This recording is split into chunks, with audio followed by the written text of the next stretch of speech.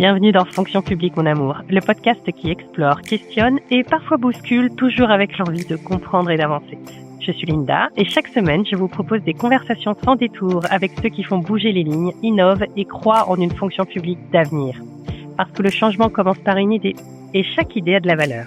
Alors place à l'épisode du jour. Bonjour Isabelle. Bonjour.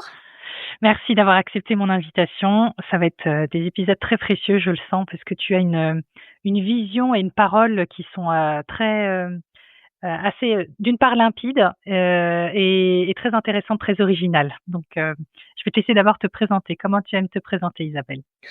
Alors, je dirais en 2 mots, j'ai l'impression d'être une passeuse de connaissances, c'est-à-dire que j'essaye de récupérer de la connaissance, alors la mienne, celle des autres, parce que je m'appuie beaucoup sur des lectures et des documentations, des études, et puis de la repasser. Alors, je m'appuie aussi sur mes expériences, et de la repasser à qui veut écouter, lire ce que j'ai à faire passer comme message. Ah, c'est intéressant. Bon, là, on est dans le cœur. Ouais, tu vas pouvoir passer des messages. Parfait. Alors, tu as popularisé un terme, je vais essayer de ne pas bafouiller en le disant, la kakistocratie. Est-ce que tu veux bien nous en dire un petit peu plus? Alors, en effet, je l'ai popularisé, je l'ai pas inventé, contrairement à ce certains ont pu penser. C'est un mot qui veut dire le pouvoir des pires. C'est un mot grec. Kakos, c'est les mauvais, kakistos, c'est les pires, et kratos, c'est le pouvoir. Donc, on est sur le pouvoir des pires. Et c'est vrai que quand j'ai regardé le monde des organisations, qu'elles soient publiques ou privées, je l'ai traduit par le pouvoir des incompétents. Sachant que l'incompétence, elle peut être, c'est ça le grand sujet, elle peut être métier, c'est-à-dire on peut être dirigé par des personnes qui n'ont pas de compétences métiers, techniques, et surtout celle qui m'intéresse, c'est l'incompétence managériale, c'est-à-dire cette incompétence à organiser, à embarquer les gens, à les mener à des projets, à faire partager une vision.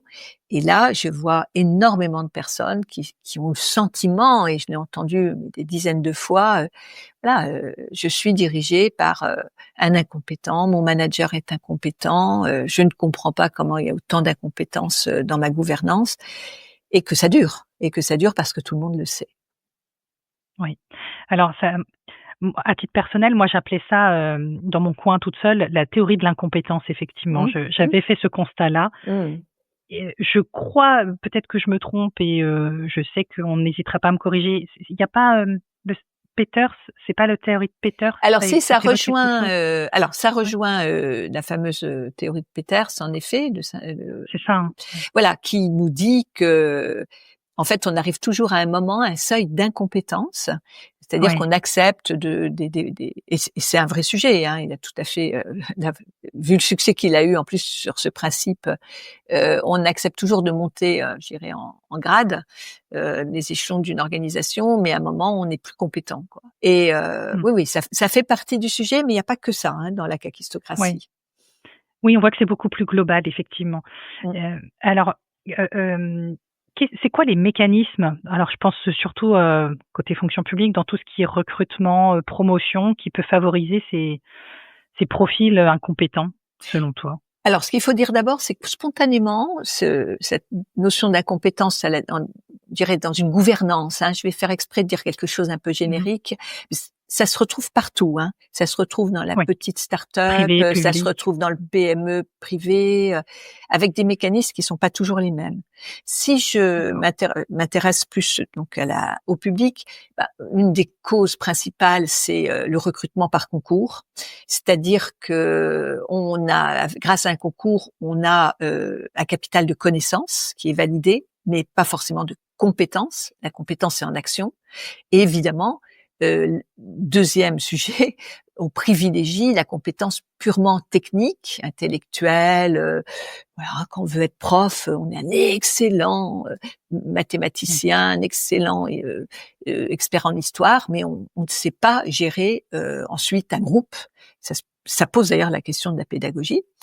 Ça, c'est la première chose. La deuxième chose, je pense, c'est qu'on a quand même beaucoup de personnes, alors donc qui ne sont pas, ça va avec préparé au monde du management. On devient proviseur de lycée, on devient directeur d'un collège, on devient directeur d'un service dans la fonction publique, quelle qu'elle soit. on n'est pas du tout préparé à ça au management. On accepte ce poste, mais sans en mesurer les enjeux et les compétences attendues. Ensuite, dans la fonction publique, il y a la notion de système qui prévaut sur les acteurs, c'est-à-dire que c'est un peu cette vision un peu weberienne où on a le monde du système, le monde des procédures, le monde qui ont pris le pas sur l'initiative personnelle, sur l'acteur, hein, c'est l'acteur et le système de Crozier et Friedberg, et tout ça fait plus peut-être. Alors j'ose une hypothèse, alors pas dans toute la fonction publique, mais peut-être une vision un peu de corps, qui fait qu'on va aussi aller vers une cause explicative de la kakistocratie dans beaucoup de milieux, qui est le clan. C'est-à-dire qu'on va se serrer les coudes en faisant partie d'un corps, et on va privilégier cette loyauté à quelqu'un qui appartient à mon corps, au sens d'un clan, le clanisme, et qui va faire que j'ai conscience de ça. Voilà, c'est mon identité aussi que je pourrais perdre, et ma compétence, c'est pas grave. C'est le diplôme que j'ai eu, c'est l'appartenance à ce corps qui compte. Voilà, un petit peu tout mélanger, ce qui peut jouer. Et puis après, on retrouve d'autres ressorts qu'on retrouve là dans le privé. C'est qu'une fois qu'on est en place, si on peut, on va peut-être pas privilégier des gens trop compétents, parce que si on a peur qu'ils prennent d'autres places, qui prennent le dessus, qui montrent en creux notre manque de compétences. Et puis, on va avoir peut-être aussi cette notion de loyauté qu'on va rechercher pour se maintenir en place, en créant des cours, en créant de la dette avec les personnes qu'on va aider à promouvoir. Ça, on le rencontre dans des milieux comme l'université, où on va plutôt, dans les cas des enseignants-chercheurs, par exemple, peut-être plus promouvoir quelqu'un qui endette avec nous. Je pense à un doctorant, par exemple, que quelqu'un qui serait vraiment hyper bon, mais qui risquerait de remettre en cause notre assise et notre, entre guillemets, pouvoir. Très intéressant. Je rebondis sur quelque chose que tu as dit au début en parlant du concours aussi. On évalue, et là tu me corriges si c'est pas tes propos, on évalue les compétences qu'on appelle dures, mais finalement toutes les compétences molles, soft skills en anglais, ça on les évalue très peu effectivement lors du concours, et c'est ça qui joue aujourd'hui dans un des aspects de la kakistocratie tel que tu le disais.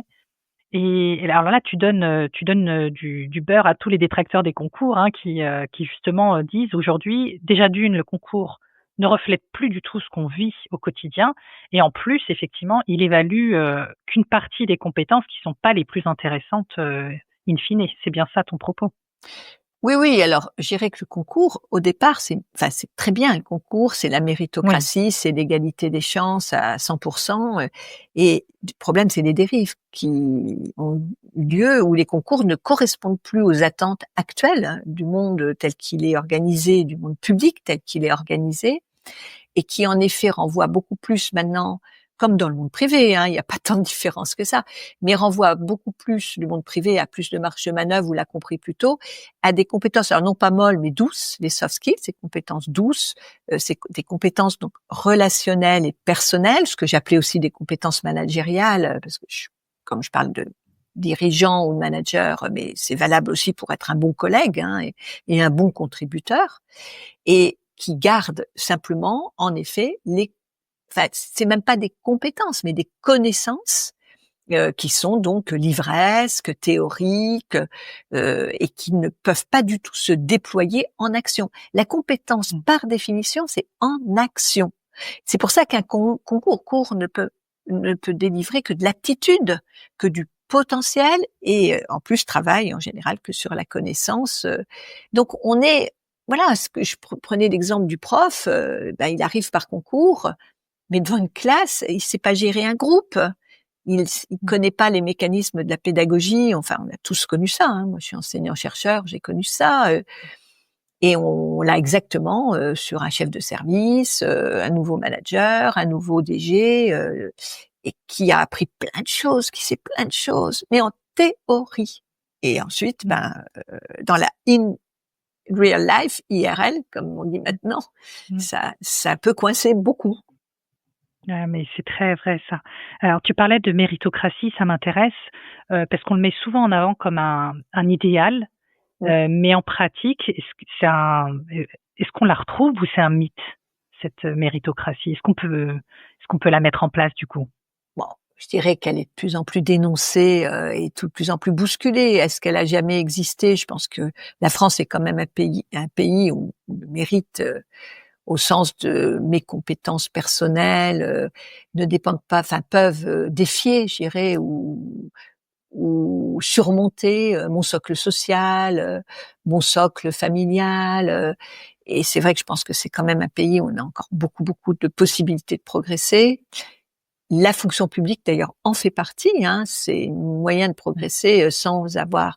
Mais on sait bien, et ça a toujours existé à mon sens, mais maintenant c'est quand même de plus en plus connu et su, que ça suffit pas d'être un hyper compétent, ça se saurait, et qu'en effet, la façon dont on a étudié dans certains lycées, dans certaines prépas, dont on a suivi certaines filières, vont aider profondément à passer un concours où il y a des codes sociaux importants. Ou voilà, donc je dirais, je crache pas du tout. Franchement, je veux pas non plus être quelqu'un qui démonte les systèmes et les critique de façon trop outrancière. Ça serait trop facile, hein. Mais c'est vrai que je pense qu'il y a quand même Mmh. une dérive qui s'est faite assez forte. Mmh. J'aimerais qu'on fasse une petite aparté, enfin une petite digression sur côté, leadership au féminin, si tu veux bien. Parce que tu as pas mal évoqué ce sujet-là aussi. Est-ce qu'il y a des freins qui sont, spécifiques aussi côté, sphère publique, quand on parle de leadership féminin? Alors, je sais pas si la sphère publique je dirais qu'elle est peut-être moins, enfin cette difficulté qu'ont les femmes à parvenir au sommet, elle est peut-être moins forte que dans le privé. Et puis encore, quand je dis Mmh. dans le privé, il y a tellement de diversité de situations, Oui. justement par ce mécanisme de concours. Mais c'est vrai que quand on arrive à des sphères importantes, et c'est là la kakistocratie, c'est vraiment la direction. On sait, il y a le on et le off. Le on, ça va être les concours, ça va être les promotions, ça va être les entretiens, ça va être, enfin, tout le mécanisme très huilé et très procédurier qui existe, le système. Mais après, il y a le off. Et le off, c'est plutôt la connaissance, le clanisme, des petits réseaux, ce que je disais, d'où je suis issue en termes d'école, etc. Mmh. Et qui vont faire que là, il y a une supériorité accordée, une légitimité accordée aux hommes qui continuent, je pense, très fermement, et certaines études le montrent, à être en place, et qui font qu'en effet, ça sera beaucoup plus compliqué pour une femme d'arriver vraiment au sommet. Honnêtement, l'oxygène se raréfie pour les femmes pour arriver au sommet. La fonction publique est très féminine, mais à partir d'un certain niveau, ça devient très compliqué. Mmh. Effectivement, le constat est partagé. Là, on a fait un état des lieux assez global, mais assez complet aussi, hein, côté sphère publique. J'aimerais qu'on passe un petit peu côté solutions. Est-ce que, à ton niveau, tu as identifié des solutions pour contrer justement la kakistocratie en tant que telle, ou remettre un peu de méritocratie véritable? Moi, je pense qu'il faut poser des diagnostics, hein, et ça, c'est ça qui fait peur actuellement, c'est que, enfin, c'est toute organisation, la plus petite, la plus grande, vit avec ses dysfonctionnements et s'en contente souvent bien, parce qu'il y a beaucoup de complicité, hein, par rapport à ça. La kakistocratie, c'est par définition s'attaquer à la gouvernance, hein, ou la direction. Quand vous êtes dans la direction, donc par définition, quand vous êtes à la direction en haut de la pyramide, vous n'avez pas envie de descendre de la pyramide pour voir Mmh. reconstruire autre chose, où là, vous n'aurez pas votre place. Donc là, il y a des zones de pouvoir qui font que, mais pour des choses qui peuvent être ridicules, c'est d'abord le pouvoir, le statut, ça peut être le salaire, ça peut être la voiture de fonction, ça peut être plein de choses qui font qu'on n'a pas du tout, du tout envie de remettre en cause son incompétence, enfin, ou d'être face à son incompétence. Donc, il faut le dire, c'est très compliqué. Dans le livre, je parle des lanceurs d'alerte. Donc ça, c'est une solution, être un lanceur d'alerte, interpeller. Bon, il y a un moment peut-être une masse critique, le name and shame que permettent les réseaux sociaux. Mais là, je dirais que sur la fonction publique, ça fait longtemps quand même qu'on entend parler de tout ça et ça ne bouge pas beaucoup pour les raisons que je viens d'évoquer. Après, il y a quand même des études qui montrent que quand les femmes arrivent au sommet, la femme ayant un rapport, alors je parle les femmes de façon très statistique, ont un rapport différent avec la compétence. Elles attendent d'être compétentes pour se sentir pleinement légitimes. Je résume en une phrase. Ça peut bousculer un peu une forme de clanisme masculin qui continue à exister dans beaucoup d'aréopages. Après, le problème de la fonction publique, il n'y a pas la sanction du marché, donc voir quand même tout ce qui peut être dysfonctionnel. Et là, quand même, il y a que des réflexions sur la souffrance au travail, sur quand on réduit les budgets, la perte de temps, les dysfonctionnements qui sont dus à des mauvais managements, à des mauvaises organisations. Et là, il y a des vraies réflexions à avoir parce que on peut pas être tout le temps à réclamer plus de budget, plus de personnes. Et on voit que là, il pourrait émerger des solutions si on écoutait les personnes, si on regardait le vrai travail qui ferait que, avec, je dirais, une formation, de la compétence, un meilleur management, une meilleure direction, on s'en sortirait aussi bien avec des moyens qui peuvent être pas les mêmes que ceux qu'on avait jusqu'à présent. Une des facettes de la kakistocratie, c'est d'être dans la répétition toujours du même, quoi. C'est toujours faire la même chose. Et en effet, essayer de ne pas trouver des excuses, enfin se trouver des excuses plutôt dans les faits exogènes plutôt que dans la remise en cause de la façon dont on travaille. Ça, c'est un vrai sujet, un vrai sujet. Oui, et moi j'y ai été confrontée personnellement. C'est vrai que c'est très intéressant une fois qu'on a apuré tous ces facteurs exogènes et que finalement il ne reste plus que soi. Faut savoir se regarder le nombril en face. Et il faut savoir, et ça serait bien de le faire avant, se faire avant. Mais je répète, moi j'ai 3 ans d'enquête pour le livre et ça continue, je continue à avoir des témoignages, il y aura peut-être un volume 2. J'ai jamais rencontré quelqu'un, ou une fois, peut-être, mais plutôt sous forme de blague, qui disait je suis incompétent et je suis au pouvoir. Non, c'est quelque chose qui est un tabou profond, un tabou.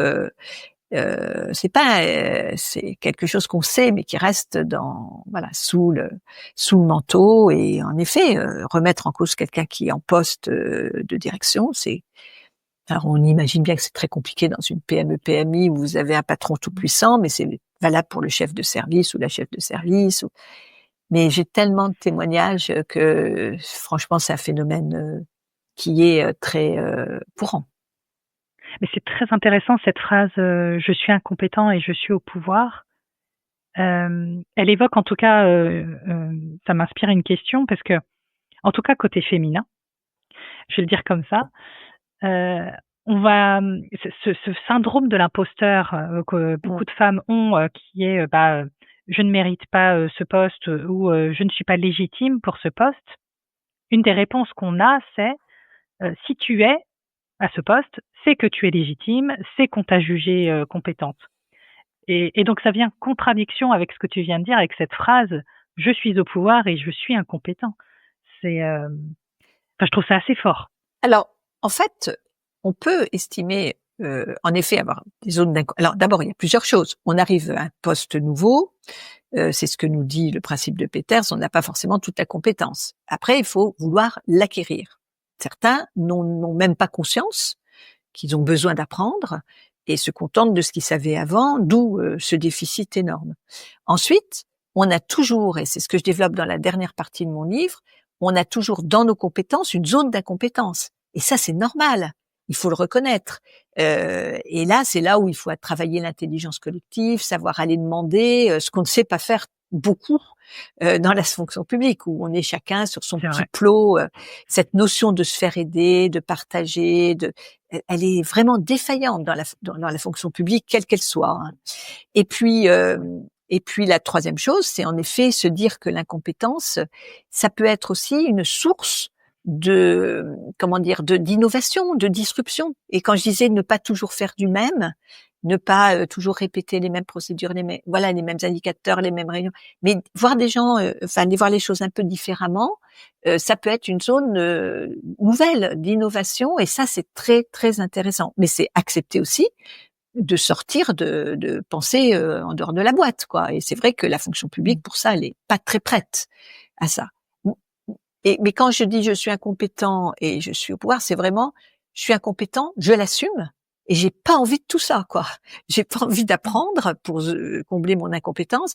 J'ai pas envie d'aller vers les autres et de leur peut-être d'aller justement les valoriser et travailler avec eux. Et je n'ai pas envie de regarder ce que l'incompétence entre guillemets peut apporter de nouveau et de différent. Hein, c'est vraiment ça. Hein, c'est ce côté très figé des choses, parce qu'autrement l'incompétence, c'est ça qui est intéressant. C'est à la fois une obsession des organisations publiques ou privées. C'est une obsession l'incompétence. Elle est, quand je pense à l'éducation nationale, à l'enseignement, c'est une obsession, mais c'est en même temps un impensé. Et on peut finir avec ça. C'est que moi toute mon enquête, elle est évidemment basée sur des entretiens, etc., mais elle est aussi basée sur une recherche académique. Je n'ai trouvé aucun article académique qui a comme centre l'incompétence. L'incompétence est toujours vue comme le contraire de la compétence. Il faut pallier l'incompétence en travaillant la compétence. Or, cette incompétence qui est partout, on peut en faire quelque chose qui est très intéressant. Quelquefois, j'évoque le bricolage au sens Lévi-Strauss, enfin peut-être que Lévi-Strauss l'a mis en avant, mais c'est vrai qu'on le voit avec ce nouveau paradigme de la vulnérabilité. On voit que des autistes, que des dyslexiques, que des personnes qu'on pouvait considérer comme incompétents, parce qu'ils n'ont pas le processus classique de réflexion, d'apprentissage, etc., et même de restitution, de dialogue, peuvent apporter des choses nouvelles dans leur façon différente de fonctionner. Très inspirant. Merci beaucoup, Isabelle. Avec plaisir. Donc c'est sur les émotions, on est d'accord. Voilà, un regard de plus sur la fonction publique d'aujourd'hui. Si cet épisode vous inspirait, alors il a rempli son rôle. Parce que ce que l'on retient et ce que l'on transmet, ça a du sens. Et ce qui a du sens a de la valeur. Partagez, abonnez-vous. Merci d'être là et on se retrouve bientôt.